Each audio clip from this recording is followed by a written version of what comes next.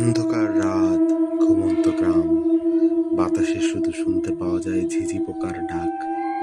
হঠাৎ দূরে একটি বাড়িতে অদ্ভুত এক আলো জ্বলে উঠল।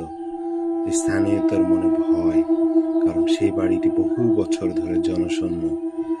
গ্রামের বুড়ো বুড়িরা বলে ওটা একটা বড় বাড়ি, ওখানে নাকি ভূত থাকে। সাজিদ বলে যে সে ওই ভূতুরে বাড়িতে গিয়ে আসল ঘটনা দেখে আসবে। অনেক রাতে সে ওই বড় বাড়ির দরজায় এসে দাঁড়ালো। ভেতরে ঢুকে সে অন্ধকার ছাড়া আর কিছুই দেখতে পেল না। হঠাৎ সাজিদের মনে হলো কেউ তার পিছনে দাঁড়িয়ে আছে। ঘুরে তাকাতেই তার হাত পা ঠান্ডা হয়ে গেল। তার সামনে দাঁড়িয়ে ছিল এক কালো মতো একটা মানুষ।